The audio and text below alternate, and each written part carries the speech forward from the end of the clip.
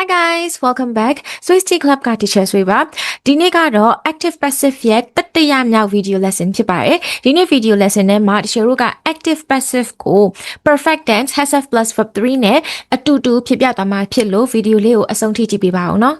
perfect tense ဆိုတာကတော့ငငယ်တုန်းကသိထားတဲ့အတိုင်းနှစ်မျိုးရှိတယ် present perfect နဲ့ past perfect ဆိုပြီးတော့နှစ်မျိုးရှိပါမယ် present perfect ကတော့ has have plus verb 3ပုံစံနဲ့လာတာဖြစ်ပြီးတော့ past perfect ကတော့ had plus verb 3ပုံစံနဲ့လာတာဖြစ်ပါတယ်သူ့ရဲ့မြန်မာလိုအဓိပ္ပာယ်ကတော့တခုခုကိုလုပ်ပြီးပြီလို့ပြောတဲ့အခါမှာများသောအားဖြင့်သုံးပါတယ်တခုခုကိုလုပ်ပြီးသွားပြီ like I have already done my homework တို့အဲ့လိုမျိုးအခြေအနေမျိုးမှာသုံးပါတယ်အသေးစိတ်ကတော့ video တပုတ်လုပ်ပေးပါမယ်နော်အဲ့တော့ perfect tense တွေကို example sentence တွေနဲ့လေ့လာကြည့်မယ်ဆိုရင်ဒီလိုပုံစံတွေ့ရမှာဖြစ်ပါတယ်အဲ့တော့ number 1 I have finished my homework ငါအိမ်စာလုပ်ပြီးသွားပြီ number 2 she has bought a new car သူကကားအသစ်ကိုဝယ်ပြီးသွားပြီအခုလေးတင်ဝယ်ထားတယ်နောက်တစ်ခုက they had already cleaned the room before the guest came အဲ့တော့ဧည့်သည်တွေမလာခင်မှာပဲသူတို့အခန်းကိုတန်ရှင်းရေးလုပ်ပြီးသွားပြီဒါကတော့ past perfect ပုံစံနဲ့သုံးထားတာဖြစ်ပါတယ် had plus verb 3ပုံစံမှာအဲ့တော့အကုန်လုံးကိုခြုံကြည့်မယ်ဆိုရင်သူက has have had အနောက်မှာ verb 3လိုက်တဲ့ပုံစံဖြစ်ပါတယ်တခု teacher အမြဲသင်ပေးနေကြ verb 3နဲ့ verb ing ကဘယ်တော့မှတယောက်တည်းရက်တည်လို့မရဘူးအရန်အပေါင်းသင်မှတ်တယ်လို့ teacher အမြဲတမ်းပြောပါတယ် verb 3ကတော့အမြဲတမ်းအရှိမ has have had ပါမှပဲရက်တည်နိုင်ပါတယ်ဘလို့ verb 3ဖြစ်ပါစေအရှိမ has have had ပါကိုပါရပါမယ် passive verb 3ကတော့ဒါချွင်ချက်เนาะအခုဒီ perfect tense တွေကိုပြောနေတာနောက်ပြီးတော့ verb ing ကလည်းထိုနည်း၎င်းပဲသူတို့ကလည်းအရန်အပေါင်းအသင်းမှတ်တယ် am is are was were ဆိုတဲ့တငယ်ချင်းပါမှပဲရက်တည်နိုင်မှာဖြစ်ပါတယ်အဲ့တော့ perfect tense verb 3ဆိုရင်အရှိမ has have had ပါရမယ် continuous tense verb ing ဆိုရင်အရှိမ am is are was were ပါမှရက်တည်နိုင်တာဖြစ်ပါတယ်အခု teacher တို့ရှင်းသွားတာကတော့ perfect tenses တွေအကြောင်းဖြစ်ပါတယ် present perfect နဲ့ past perfect ဆိုပြီးတော့နှစ်မျိုးရှိပါတယ်အဲ့တော့ teacher perfect tense ရဲ့ passive ပုံစံကဘယ်လိုလဲဆိုတာကိုဒီစုံပြောပြသွားမယ်ပေါ့နော်အခုမှာအဲ့တော့ပေးထားတဲ့ active word က she has bought a new car သူမကကားဝယ်ခဲ့ပြီးပြီ she has bought a new car ဝယ်ပြီးပြီပေါ့နော်အဲ့ဒီမှာ has bought က verb ဖြစ်တယ် she က subject a new car က object ဖြစ်ပါတယ်အဲ့တော့ဒီရှယ်တို့အရင်ဆုံး passive ရေးတဲ့အခါမှာ object နဲ့အရင်စရေးမယ်ဆိုတော့ a new car ပြီးရင် verb ကို passive verb ပြောင်းမယ် has been bought ပြီးရင်အနောက်က by subject ပေါ့နော် by doer လာမယ်ပေါ့ဒီမှာ she ကနေပြီးတော့ her လို့ပြောင်းပြီးသွားတယ်အဲ့တော့ by her ပေါ့အဲ့ဒီမှာ teacher တို့ကလေးတွေများသောအားဖြင့်မရကြတာက passive verb ဖြစ်ပါတယ်အဲ့တော့ပုံမှန်ဆိုရင်passive verb ကို verb 1ဆိုလဲပြောင်းတတ်တယ် am is are plus verb 3 verb 2ဆိုလဲ was were plus verb 3ပြောင်းတတ်တယ်အဲ့ဒီမှာသူတို့မပြောင်းတတ်တာက perfect passive ကိုမပြောင်းတတ်တာဖြစ်ပါတယ်အဲ့တော့ teacher တို့ passive verbs တွေအားလုံးကိုအရင်ဆုံးပြန်ပြီးတော့နှွေးကြမယ်နော်passive verb ရဲ့ပုံသဏ္ဍာန်က verb to be plus verb 3ပုံစံနဲ့လာမှာဖြစ်ပါတယ်ဒါဆို verb 3တွေကတော့အကုန်လုံးသိပြီးထားတဲ့အတိုင်းdo does did မှာဆိုရင် done ဒါမှမဟုတ်ရင် drive drove driven အဲ့ဒီ verb 3တွေကိုရေးရမှာဖြစ်တယ်ဒီမှာ teacher တို့သိထားရမှာက verb to be အမျိုးအစား5မျိုးကိုသိထားမှာဖြစ်တယ်အဲ့တော့ verb to be အမျိုးအစားတွေကိုကြည့်မယ် verb to be မှာ verb 0 verb 1 verb 2 verb 3နဲ့ verb ing ဆိုပြီးတော့5မျိုးရှိပါတယ်ပြန်ပြောမယ် verb to be မှာ verb 0 verb 1 verb 2 verb 3နဲ့ verb ing ဆိုပြီးတော့ဘယ်နှမျိုးရှိလဲ5မျိုးရှိတယ်အဲ့ဒီမှာverb 0ဆိုတာက verb infinitive လို့လည်းခေါ်တယ် base verb လို့လည်းခေါ်တယ်သူက verb တွေအလုံးရဲ့အခြေခံ verb ဖြစ်တယ် ses လည်းမပါရဘူး ed တွေ ing တွေလည်းဘာမှမပါတယ်ငကိုမူလပကတိ verb 0ဖြစ်ပါတယ်အဲ့တော့ verb to be ရဲ့ verb 0ကတော့သူ့ရဲ့စကားလုံးကိုယ်တိုင်ဖြစ်တဲ့ beb ပဲဖြစ်ပါတယ်ဒါဆို verb to be ရဲ့ verb 0က beb verb 1ကကြတော့ am is are ဖြစ်ပါတယ် verb 2ကwas were verb 3က beb ကို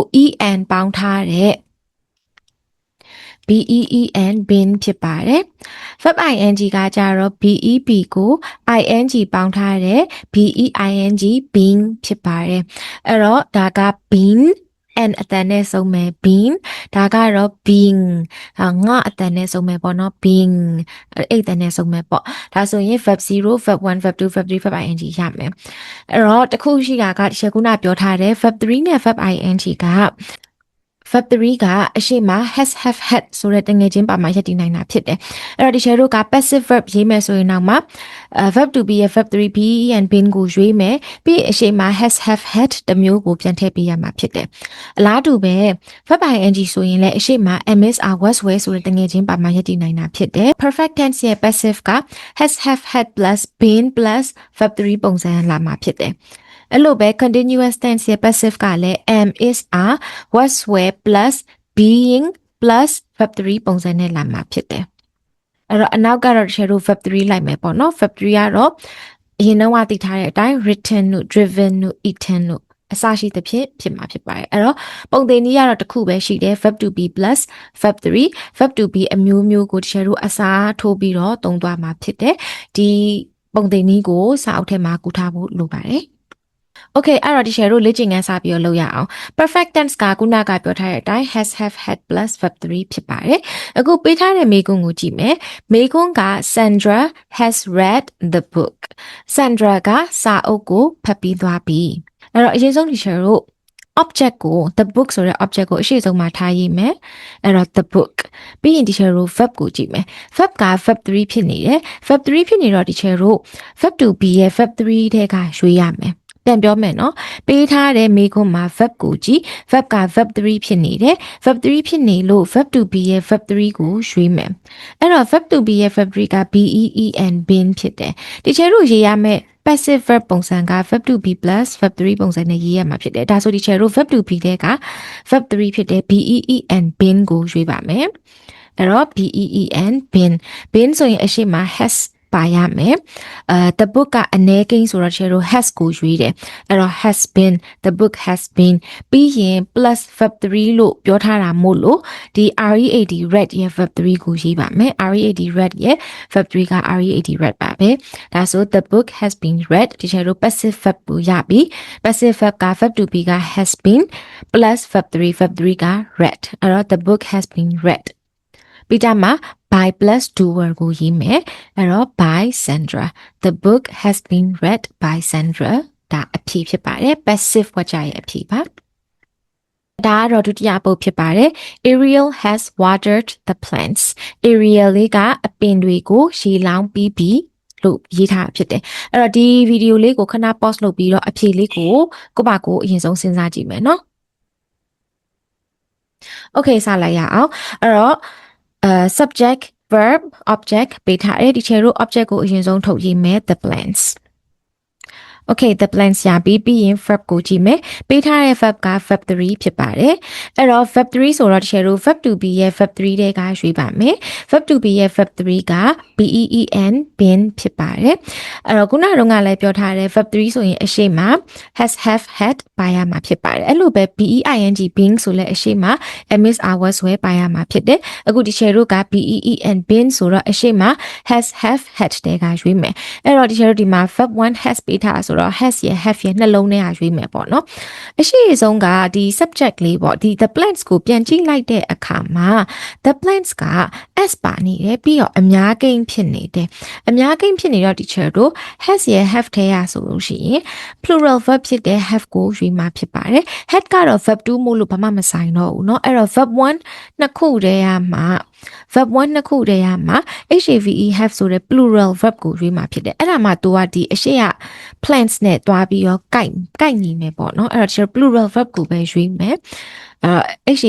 have ဖြစ်မယ်နော်အဲ့တော့ the plants have been အဲ့တော့ဒီလို verb to be ကိုရလာပြီ verb to be plus verb 3ဆိုတော့အနောက်မှာ verb 3ကိုရေးမယ် verb 3က watered the plants have been watered ပြီးရင် by plus doer ဆိုတော့ by Ariel the plants have been watered by Ariel ဒါက passive အဖြစ်ဖြစ်ပါတယ်ဒါကတော့တတိယအပုဒ်ပါအဲ့တော့ပေးထားတဲ့ဝါကျကိုတစ်ချက်ဖတ်ပြမယ်နော် Lily had already cooked dinner when we arrived Lily ကငါတို့ရောက်လာတဲ့အချိန်မှာညစာချက်ပြီးသွားပြီလို့ဖြစ်တယ်လို့ရေးထားတာဖြစ်ပါတယ်အဲ့တော့ဒီဝါကျကို ဖြည့်ကြည့်မယ်ဗီဒီယိုကိုခဏ pause လုပ်ပြီးတော့ကိုယ့်ဘာကိုဖြည့်စဉ်းစားကြည့်ပါနော် Okay အဲ့ဆိုရင်ကျတို့ဖြည့်ကြည့်ကြမယ်နော်အဲ့တော့ subject ပါတယ် verb ပါတယ် object ပါတယ်ဒီကျတို့ object နဲ့စရေးမယ်ဒီ INNER dinner ကိုစရေးပြီးပြီအဲ့တော့ object ကိုထုတ်ပြီးပြီးရင် verb ကိုစဉ်းစားမယ် verb က verb 3ဖြစ်နေတော့ verb to be ရဲ့ verb 3တဲ့ကရွေးပါမယ် verb to be ရဲ့ verb 3က been been been ဆိုရင်အရှိမ has have had လိုက်ရမှာဖြစ်တယ်အဲ့တော့ဒီမှာကျတို့ been been ကိုရွေးပြီး already ပါတော့ already ကိုပြန်ထည့်မယ်ဟုတ်ပြီနော်ပြီးရင်ဒီကျတို့ has have had ကိုရွေးမယ်အဲ့တော့ has ထဲရရွေးမလား have ထဲရရွေးမလားhad တဲ့ရွေးမလားဆိုတော့ပေးထားတဲ့မေကုန်းမှာက verb 2ကိုသုံးထားတယ်။မေကုန်းမှာ verb 2ကိုသုံးထားတာဖြစ်တဲ့အတွက်ဒီချက်တို့အဖြစ်ပြန်ရွေးတဲ့အခါလဲ verb 2ကိုပဲရွေးပါမယ်။အဲ့တော့ had ကိုပဲပြန်ရေးမှာဖြစ်ပါတယ်။အဲ့တော့ had ဟုတ်ပြီနော်။အဲ့တော့ past perfect ဖြစ်သွားတာပေါ့လေ။ Dinner had already been ပြီးဒီချက်တို့ဒီမှာ verb 3ကျန်သေးတယ်။အဲ့တော့ cooked ရဲ့ verb 3က cooked အဲ့တော့ dinner had already been cookedဒါဆိုရင်ဒီကျတို့အရှိကဝက်ကြကို passive ပြောင်းပြီးသွားပြီပြီးရင်ဒီကျတို့ဒီမှာ Lily ကျန်သေးတယ်အဲ့တော့ Lily ကို by ခံပြီးတော့ရေးမယ် by Lily dinner had already been cooked by Lily ပြီးရင်ကျန်တာကိုဆက်ကူမယ် when we arrived dinner had already been cooked by Lily when we arrived ညမှာဖြစ်ပါတယ် Okay ဒါလေးကတော့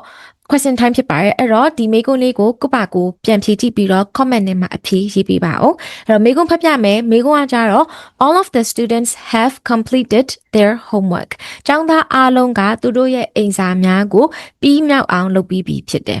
အဲ့တော့ကျတို့ their homework နဲ့အစပြုမယ် the homework ပြီးရင် verb ကို passive verb ပြောင်းမယ်ပြီးရင် subject ကို by ခံပြီးတော့ရေးမယ်အဲ့တော့ဒီမေးခွန်းလေးရဲ့အဖြေကို comment နဲ့မှာဖြေပြီးတော့ကိုယ့်ရဲ့အဖြေမှန်တိုက်ကြည့်ပေးပါဦးနော်